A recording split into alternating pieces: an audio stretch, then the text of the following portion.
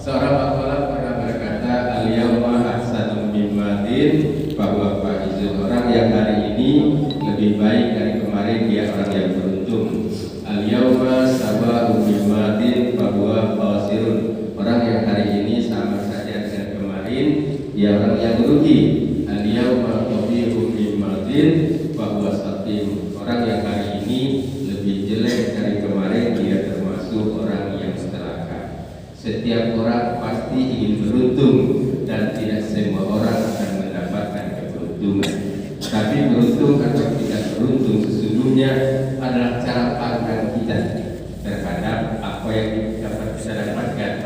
Tapi dalam pandangan Allah, bagi orang-orang yang senantiasa sabar, apapun yang terjadi dengan dirinya, dia selalu berprinsip itu merupakan sebuah kebaikan. Karena permohonan kita kepada Allah selalu diikuti oleh nafsu, pemberian Allah kepada kita selalu sesuatu yang bermanfaat atau tidak bermanfaat buat kita.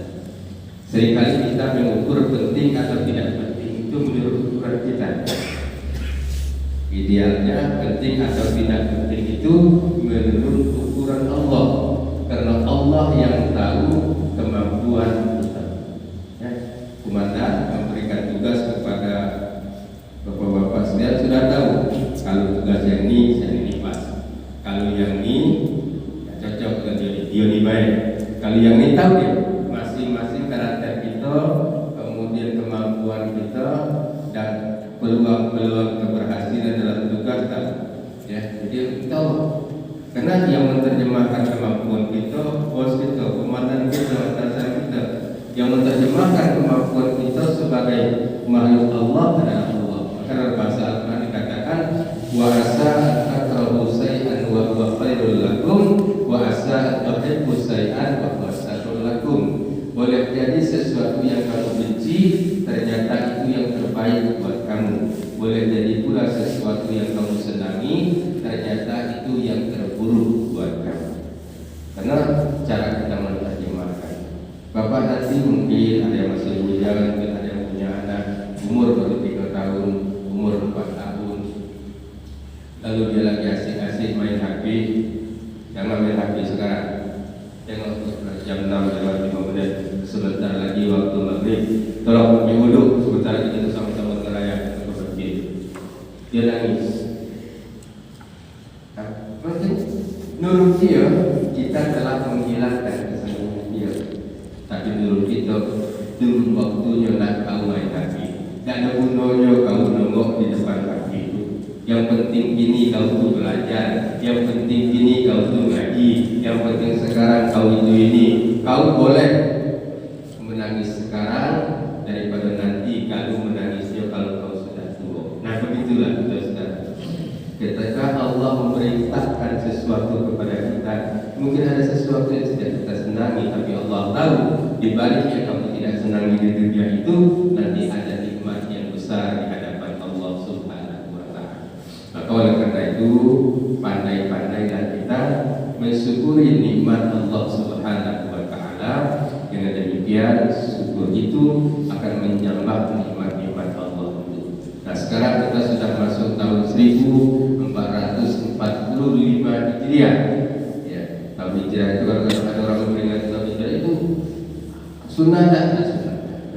Karena tahun Hijriah itu sendiri ditetapkan 17 tahun ya, setelah Rasulullah hijrah, 6662 Hijriah, masa pemerintahan Umar bin Khattab. Lebih kurang 3 tahun beliau masa pemerintahan. Dapat surat dari salah satu gubernurnya, tidak ada tanggal, tidak ada bulan ya. Nah ini bahaya kalau surat seperti ini. Tapi kalau kita arsipkan surat ini, pada suatu saat dibuka lagi, kita tidak tahu kapan surat ini keluarnya. Nah saudara, orang Kristen punya tahun, kita Islam juga harus punya tahun mumpung lah. Sayyidina Ali, Abu Bakar, Utsman. Abu Bakar tidak, karena Abu Bakar sudah meninggal ya.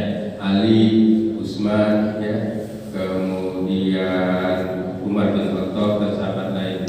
Ada yang mengusulkan macam mana kalau dimulai dari tahun kelahiran Rasulullah, berarti dari bulan Rabiul Awal. Karena kalau Rasulullah tidak lahir, tidak ada rasa kelihatan lagi. Bagaimana kalau seandainya kita ambil dari peristiwa Rajab, bulan Rajab, karena 27 Rajab perintah sholat dia agama. Ada yang lagi, bagaimana kita ambil dari bulan Ramadan saja? Karena Ramadan itu sudah Ramadannya diturunkan Al-Quran ini adalah pegangan kita. Ada lagi pendapat terakhir dari Sayyidina Ali karramallahu wajhah. Jadi penyebutan Sayyidina Ali itu doanya karramallahu wajhah. Kalau Utsman radhiyallahu anhu, Abu Bakar radhiyallahu anhu. Kenapa khusus Sayyidina Ali dikatakan karramallahu wajhah? Karena di antara sahabat Rasulullah yang pertama masuk Islam di anak-anak adalah Ali bin Abi Thalib. Maka dia penyebutannya karramallahu wajhah. Sayyidina Ali sebaiknya kita ambil dari tahun hijrah Rasulullah, bulan hijrah Rasulullah. Kenapa bulan Muharram? Karena kalau Rasulullah tidak hijrah, belum tentu Islam akan berkembang seperti sekarang. Bayangkan 13 tahun Rasulullah menyebarkan Islam sembunyi-sembunyi di Mekah, cuma dapat berapa banyak pengikut, itu pun dimusuhi, diusir, ya, dan macam-macam. Setelah Rasulullah hijrah ke Madinah, beliau disambut oleh orang Ansor dengan kalimat Tola'al badru alaina, telah datang kepada kita bulan purnama. Lalu beliau akan menjadi pemimpin. Di sana beliau menyusun sebuah kekuatan, barulah mampu melawan orang-orang yang menindas tersebut. Maka kalau ada orang yang mengatakan kau ini urus agama itu ustaz urus agama itu, uruslah akhirat, gawe kamu dizikir, tidak usah urus politik, tidak usah urusan dunia. Orang itu sesungguhnya telah melupakan sejarah Rasulullah. Islam tidak bisa lepas daripada politik. Kami dari dulu beberapa tahun dari masjid ke masjid katakan zinatul haram, kemudian tempat pelacuran tidak boleh, keliling ceramah, tidak ada gunanya. Ketika Pak Puasa saya kok tanda tangan langsung tutup. Artinya apa? Itulah kekuasaan itu penting, ya. Jadi kalau kita memilih orang yang untuk berkuasa, pilihlah orang yang baik. Kalau dia jadi pemimpin, kita nanti akan memimpin orang yang baik, ya, menjadi masyarakat rakyat yang baik. Saya kebetulan sekarang ketua lembaga Nahdlatul Ulama Provinsi Jambi. Dalam grup ada orang 70-80 anggotanya. Penceramah kalau setiap saya pertemuan dengan katakan untuk tahun ini kalau kamu ceramah, usahakanlah didik masyarakat kita untuk tidak lagi dari mesogok apa. Nah, 2000 kali jangan, ya. Ar-Rasi wal Mu'tasi Mahmadu bin Nadu sampaikan, yang menyogok, yang disogok, kedua-duanya masuk neraka, sampaikan. Nak terima ya tidak sudah. Kenapa pengennya mudah-mudahan ada orang-orang yang baik, niat yang ikhlas nak ngurusi umat, tapi tidak punya modal duit untuk nyogok. Mudah-mudahan ada kesempatan juga untuk pilih. Bab orang yang memanfaatkan kata ulama itu dulu. Al-insan abul insan, manusia itu budak kebaikan. Kita ini budak kebaikan. Sepreman-premannya orang sejahat-jahat, kalau tiap hari kita bagi ada tidak? Nanti aku bilang makan kalau lagi apa? Belum apa? Itu terapan. Lagi 12. Sama nampak belum kali belum ada dunia kan? Lama-lama orang itu tunduk lah gitu. Itu namanya al-insan abul insan. Manusia itu adalah budak kebaikan. Maka kalau dapat jangan terlalu banyak menerima kebaikan orang lain. Kalau dapat ada, tapi kalau dapat tidak diampurkan. Kita kalau terima baik orang terus dia berani. Sekali minta tolong berasnya kita nak tolong. Kalau dia minta tolong untuk kebaikan, alhamdulillah. Tapi kalau dia minta tolong untuk sesuatu yang melanggar perintah Allah, ada melanggar aturan kita, ada ditolong. Bagaimana nak ditolong kami salah?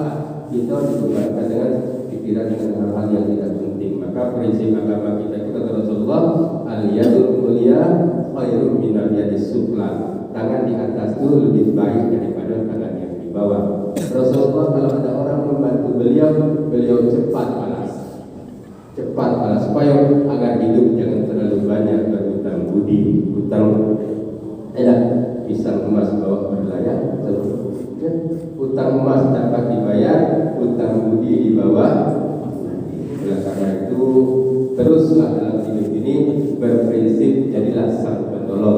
jadilah sang pembantu, jadilah orang-orang yang senantiasa memberikan pertolongan kepada orang lain.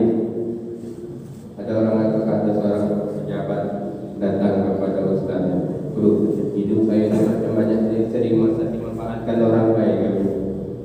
Dan itulah orang dekat saya. Apa kata guru? Saya dapat apresiasi dan alhamdulillah. Lalu berarti kau masih bermanfaat. Kalau kita merasa hidup kita dimanfaatkan kawannya, alhamdulillah, berarti hidup kita masih ada manfaatnya. Ada saatnya kaget kita lagi memanfaatkan kita kan? Oleh karena itu teruslah di tahun 1445 Hijriah ini ya teruslah. Agama itu adalah pilihan. Wa qulil haqqu mir rabbikum faman syaa'a falyu'min wa man syaa'a falyakfur. Kebenaran itu dari Tuhanmu, siapa nak beriman berimanlah, siapa nak kafir kafirlah. Terserah. Maka dalam kehidupan beragama kita lakum dinukum waliyadin. Dalam kehidupan beramal kita lana wa amaluna wa lakum amalukum. Amal kami di kami, amal kamu di kamu. Faman ya'mal misqala dzarratin khairan yarah wa man ya'mal misqala dzarratin syarran yarah. Kebaikan keburukan sekecil apapun maka dia akan mendapatkan balasan dari Allah. Kalau pengen jadi orang bebas, jadilah orang kafir. Terang Allah tak pernah atur orang kafir dan berada.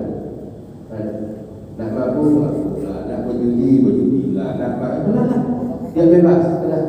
Tapi ketika kita sudah memilih selalu orang beriman, kita sudah diikat dengan aturan-aturan kita. Allah ikat aturan kita dalam Al-Quran dan Sunnah Rasul. Maka kita tidak perlu mempertanyakan perintah Allah. Kenapa kau salah? Apa manfaatnya? Dan tanya lagi. Karena seharusnya iman kita yang menjawab. Kenapa aku salah? Karena ini perintah. Kenapa kau tak mau makan babi? Karena itu dilarang oleh Allah. Itu saja jawabannya. Dari 14 abad yang lalu orang hak babi itu haram. Tetaplah kita tidak makan babi. Baru diketahui abad 18 akhir ayat ini bahwa ternyata dalam daging babi itu banyak cacing. Apakah sebelum diketahui bahwa dalam daging babi itu ada daging cacing pita kita gara-gara kita makan? Kita tak tahu. Yang penting itu larangan dari Allah, ya sudah tinggalkan. Kenapa kau sholat? Ya, karena ini perintah Allah. Kenapa kau puasa? Karena ini perintah Allah. Dan lalu mereka puasa itu untuk kesehatan, puasa itu untuk membantu. Nah, mikirin kenapa perintah Allah. Kalau kita inginkan ada orang-orang yang liberal, ingin memisahkan antara kehidupan masyarakat dengan agama, orang sekuler, lakulah kuning-kuning berdebat. Jadi orang kafir saya mungkin kalau tiba-tiba menyatakan diri jadi orang kafir, tiba-tiba saya makan babi, minum apa babi, kepala babi makan jadi sop. Nampak di bapak ada marah lagi kan? Tahu lah kembali bedakan. Tapi ketika saya masih muslim, lalu saya makan babi, bapaknya bapak akan bertanya nggak? Dia makan babi? Apa dia sudah menghalalkan babi? Apa dia punya penyakit sehingga wajib makan babi? Bapak pertanyaan muncul. Oleh karena itu teruslah. Jadi kita dalam hal-hal seperti ini 2045 dekat 2024, suasana politik mulai memanas, WA masuk lah mulai memprovokasi lah, yang ini atau ini atau ini, silakan dapat tenang masuk apa black campaign kalau kita pemutaman itu ada istilahnya kandidating atau kandidating atau lebaran surat kabar yang tidak ada penulisnya nyebar, itulah sekarang kan. Nah, jadi kalau kita menerima hal seperti itu jangan cepat ditelan, jangan cepat ditanggapi, baca dulu, dicerna dan lalu diskusikan yang bagus, jangan sampai kawan awalnya jadi lawan akhirnya gara-gara berdebat dengan sesuatu yang tidak penting. Ya kan? Jadi kadang mudah terprovokasi. Saya kalau muka Pertama tembak, yang kedua baju Milan lah. Macam dia lah punya YouTube sekarang ya. Kena nanti kita ditengok-tengok juga. Kena nanti kita jadi benar lah. Keadaan macam itu ya. Tak usah ditanggapi kalau kita tidak bidang itu. Tak usah dikomentari kalau kita tidak. Kenapa kita mudahnya? Dulu Bapak pernah dengar ada orang pakai ya pakai salaman, kami salaman, baca salawat. Sallallahu ala Joko, gitu dong. Sallallahu ala NKRI. Kata Bapak itu tanggapannya ilmu sesat. Nah sebenarnya saya akulah kami orang mulai sejak kau kalau diartikan tak pula sallallahu itu artinya semoga Allah memberikan keselamatan ala itu atas NKRI Negara Kesatuan Republik Indonesia. Jadi kalau kita terjemahkan dalam bahasa sehari-hari, semoga Allah menyelamatkan NKRI. Boleh tak? Cuma kepada Rasulullah itu biasa menyelamatkan kepada Rasulullah, maka dianggap nyeleneh. Ya. Allahu Akbar, Allahu Akbar, Allahu Akbar, la ilaha illallah, Allahu Akbar walillahil hamd. Apa nama tak? Tapi ketika saya Allahu Akbar, saya namakan Allahu Akbar, Allahu Akbar. Jadi yang tidak boleh itu sesungguhnya apa Allahu Akbarnya, takbirnya, apa yang namanya, kan gitu. Oh, kalau kau irama macam itu kami tidak terbayang kami hari bola hari. Ayo, jadi sebenarnya biasa-biasa saja. Dulu Pak Gus Dur bilang apa tu? Al-Quran itu ada yang perlu ribut ketika menyebutkan dalam Al-Quran itu ada apa? Sebenarnya tak usah dulu ditanggapi. Tengok baru lama-lama pikirkan dia. Oh, rupanya beliau menerjemahkan Nisa'ukum harsul lakum faktu harsakum anak situm. Itu yang diterjemahkan. Kan ditelusuri lebih dalam, kayak-kayaknya begitu lah. Istri-istrimu adalah sawah ladang bagimu, maka datangilah dari arah mana saja yang kamu suka. Dia menerjemahkan itu. Memang kalau ditelusuri baca bisa saja seperti itu. Tadi firman Allah. Oleh karena itu teruslah kita agama kita ini semakin kita dalami, dia semakin mudah. Karena selama sesuatu yang awalnya berat tidak bisa batas ini, dia akan ada urutan berikutnya. Kau dah sanggup sholat tegak, duduk. Dah sanggup tegak, duduk, ya baring. Dah sanggup baring, baru macam-macam seluruh tingkatannya. Kalau kamu dalam musafir, bolehlah puasa. Kalau kamu sakit, tak boleh juga puasa. Macam-macam. Pada akhirnya kan yang mulai kamu semuanya ada selalu tingkatan-tingkatan berikutnya. Nah, sekarang mungkin yang merangkum ini ya. Nah, misalnya begini. Siapa yang tahu berapa rukun sholat? Tunjuk tangan. Dari pondok boleh. Rukun sembahyang berapa? Yang tahu tunjuk tangan. Sudah tunjuk tangan, saya minta ke depan. Nanti sudah ke depan, pas duduknya saya bagi duit. Anggaplah permainan tahun baru. Rukun sholat. Rasanya kalau kita sekarang umur 30 tahun, lalu 15 tahun kita sembahyangnya bangunannya, enak. Rasanya tak mungkin kita tak tahu rukun sholat. Minimal kalau ditanya kalau ini rukun tak, ya rukun sama. Kalau ditanya berapa jumlah Nabi dan Rasul, 25. Siapa yang hafal rukun Rasul? Tidak ada yang hafal. Tapi kalau ditanya Ismail itu Rasul dah, ya Rasul. Gondor Rasul dah, ya Rasul. Tahu lah. Tapi disuruh baca daripada Adam, Idris, Nuh, Hud, Saleh sampai Nabi Muhammad, kadang-kadang ada apa ya? Nah, ini kalau rukun 13 saya tidak suruh hafal dari kata. Yang penting tunjuk tangan dulu, ke depan dulu.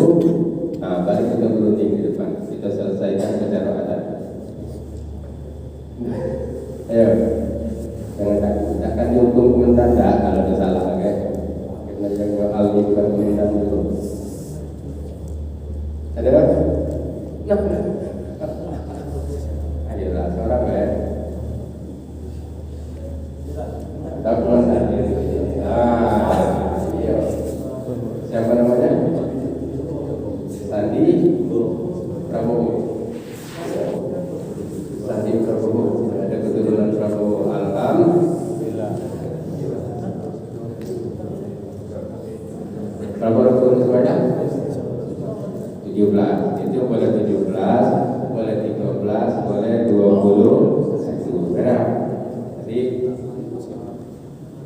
Ada yang jadi video tadi? Ada. Nah, ya. Dari 17 itu secara lisan ada 5 yang wajib, yang untuk pakai bahasa. Kenapa saya sampaikan ini? Ini pentingnya ada dalam 17 itu untuk yang pakai cakap ada 5. Maksudnya kalau seandainya nanti saudara dalam waktu terdesak, kita harus berangkat jam 7.30, jam 7.25 sudah kumpul di situ pada titik itu. Kalau tidak, awas. Kita bangunnya pada waktu baru jam 7 lewat sekian atau jam 12 lewat sekian. Ini 3 menit lagi harus berangkat. Sementara kita berpikir belum ada sholat zuhur. Macam mana? Bakal tetap ke sana pasti zuhur akan lewat. Karena sampai perjalanan ini memakan waktu sampai asar. Waktu tinggal 3 menit. Macam mana kita pengen tetap sholat waktu 3 menit, tapi bacaan semua sholatnya itu dapat kita laksanakan. Nah, yang 5 itu ya. Niat termasuk lisan tidak? Tidak. Nah, yang saya bilang tadi yang lisannya, yang kita ucapkan. Pertama takbir dulu. Nah, pertama takbir. Yang kedua, yang wajib nih, kedua Fatihah. Ketiga tahiyat. Tahiyat itu dari at-tahiyat sampai askat alam, itu rombongan tahiyat. Ya. Yang keempat sholawat. Allahumma sholli ala sayyidina Muhammad wa ala ali sayyidina Muhammad. Selesai bagian itu. Yang kelima salam. Salam itu yang wajibnya ke kanan, yang kirinya sunnah. Berarti cuma 5 itulah yang secara lisan wajib dalam sembahyang. Ya kita saja.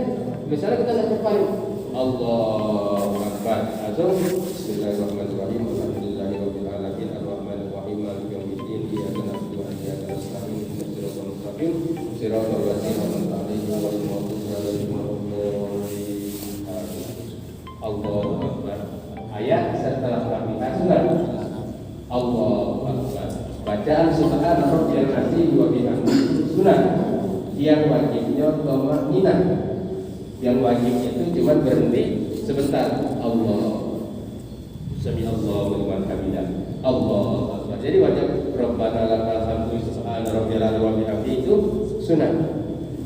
Yang wajib pertama takbir sudah, wajib kedua Fatihah sudah, yang wajib yang ketiga tahiyat. Tahiyat belum sampai kan asyhadu alla ilaha illallah wa asyhadu anna muhammadar rasulullah. Allahumma shalli ala sayyidina Muhammad wa ala ali sayyidina Muhammad. Assalamualaikum warahmatullahi wabarakatuh. Assalamualaikum warahmatullahi wabarakatuh. Itulah yang wajib secara lisan bagian daripada sembahyang. Jadi kalau apa tepatkan sembahyang. Nah, ada hal-hal tertentu kadang-kadang kita membutuhkan waktu yang cepat. Awak mulai takbir di bandara, pengumuman datang, pengumuman bagi penumpang yang memegang nomor ini, silakan naik ke pesawat. Munawak baru mulai. Nah, tentu kan kita harus mengambil hal-hal yang penting dalam ya kira-kira itu kalau kita tinggalkan tidak jadi masalah ya. Allah akbar kabira walhamdulillah itu sunnah. Setelah Fatihah Allahu akbar itu sunnah. Subhana rabbiyal azim wa bihamdihi itu sunnah. Tahiyat awal itu sunnah. Kunut subuh sunnah. Jadi kalau baru sholat zuhur jadi imam dari tahiyat lagi 2 rakaat langsung tegak, enggak usah ucapkan subhanallah. Kenapa? Karena tahiyat awal itu hukumnya sunnah, boleh ditambah dengan sujud sahwi. Itu pun kalau imamnya tahu atau imamnya ingat. Kalau imam langsung salam ya sudah. Jadi artinya beragama itu semakin kita pahami maka semakin. Sekarang terakhir di antara dan juz amma itu sandi hafal surah apa? Yang tadi aku suruh baca surah ini kita apa mana? Kita nyebelah, yang tahu apa apa? Anak bakal video ada lagi. أعوذ بالله من الشيطان الرجيم بسم الله الرحمن الرحيم عما يتساءلون عن النبأ العظيم الذي هم فيه مختلفون كلا سيعلمون ثم كلا سيعلمون ألم نجعل الأرض مهادا والجبال أوتادا وخلقناكم أزواجا وجعلنا نومكم سباتا وجعلنا الليل لباسا وجعلنا النهار معاشا وبنينا فوقكم سبعا شدادا وجعلنا سراجا وهاجا وأنزلنا من المعصرات ماء ثجاجا لنخرج به حبا ونباتا وجنات ألفافا إن يوم الفصل كان ميقاتا يوم ينفخ في الصور فتأتون أفواجا وفتحت السماء فكانت أبوابا وسيرت الجبال فكانت سرابا إن جهنم كانت مرصادا للطاغين مآبا لابثين فيها أحقابا لا يذوقون فيها بردا ولا شرابا إلا حميما وغساقا جزاء وفاقا إنهم كانوا لا يرجون حسابا وكذبوا بآياتنا كذابا وكل شيء أحصيناه كتابا فذوقوا فلن نزيدكم إلا عذابا إن للمتقين مفازا حدائق وأعنابا إن جهنم كانت مرصادا للطاغين مآبا لابثين فيها أحقابا لا يذوقون فيها بردا ولا شرابا إلا حميما وغساقا جزاء وفاقا إنهم كانوا لا يرجون حسابا وكذبوا بآياتنا كذابا وكل شيء أحصيناه كتابا فذوقوا فلن نزيدكم إلا عذابا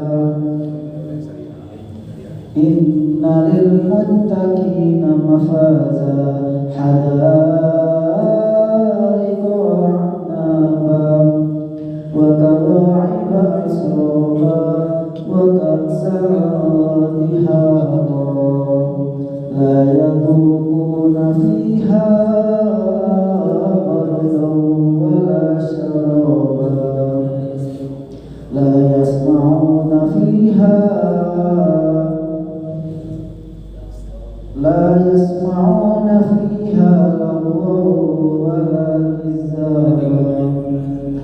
جزاء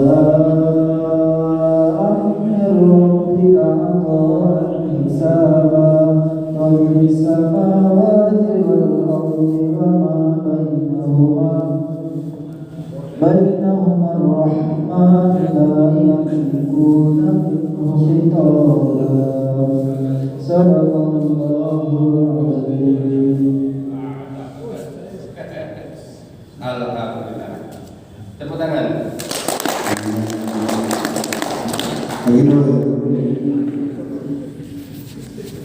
Silakan.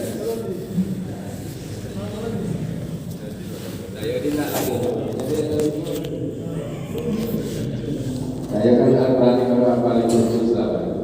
Ya, hadirin rahmat Allah Subhanahu wa taala. Asyaba alhamdulillah. Ada kawan-kawan kita kalau besok Idul Fitri atau Ramadan kita ada kekurangan imam lagi ya. Kalau nak pakai belajar ceramah itu nanti kita buat pelatihan ceramah. Saya siap jadi pelatih. Jadi untuk kita tahu kita lah. Hadirin rahmat Allah Subhanahu wa taala. Terakhir mari kita menjalani hidup di 1445 Hijriah ini dengan lebih baik, berusaha dari detik ke detik, dari menit ke menit untuk mengislamkan diri kita sendiri sampai pada satu titik allazina amanu tuqulu bisilmika. Masuk Islam keseluruhan, mata kita Islam, tangan kita Islam, cara berpikir kita Islam, hati kita Islam, kaki kita Islam dan seluruhnya dalam rangka untuk menghambakan diri kepada Allah Subhanahu wa taala. Pusaka terbit bulan purnama ternyata bintang satu tujuan. Demikian juga saya ceramah, mudah-mudahan diridhoi oleh Allah. Wallahul muwaffiq ila aqwamit thoriq. Wassalamualaikum warahmatullahi wabarakatuh. Waalaikumsalam warahmatullahi wabarakatuh.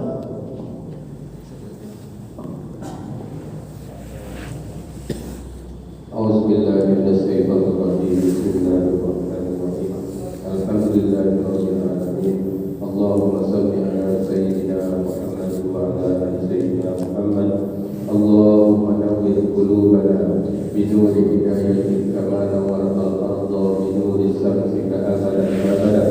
Ya Allah, sinari hati kami dengan sinar hidayahmu sebagaimana Engkau menyinari bumi ini dengan sinar matahari yang terus-menerus. Allahumma ighfir lana dzunubana wa liwalidina warhamhum kama rabbawna shighara. Ya Allah, ampuni dosa kami, maafkan kesalahan kami, ampuni dosa dan kesalahan kedua orang tua kami. Sayang mereka ya Allah sebagaimana mereka menyayangi kami di waktu kecil. Allahumma aslih lana dinal ladzi wa ismatu amrina. Ya Allah, sempurnakan agama kami karena dia merupakan penjaga dari semua urusan kami. Wa aslih lana dunyana allati fiha ma'aduna. Sempurnakan dunia kami Allah karena di sinilah tempat tinggal kami. Wa aslih lana akhiratana allati ilaiha ma'aduna. Sempurnakan akhirat kami karena di sana tempat berbalik kami. Wa ja'alil hayata ziyadatan lana fi kulli khair. Ya Allah, jadikan bertambahnya usia kami beriringan dengan bertambahnya kebaikan kami. Wa ja'alil mauta rahatan lana min kulli shar. Ya Allah, jadikan kematian kami sebagai penghapus dari semua dosa dan kesalahan kami. Rabbana hab lana min azwajina wa dzurriyyatina qurrata a'yun waj'alna lil muttaqina imama. Rabbana atina fid dunya hasanah wa fil akhirati hasanah wa qina azabannar. Wa sallallahu wa sallam alaihi walhamdulillahi rabbil alamin.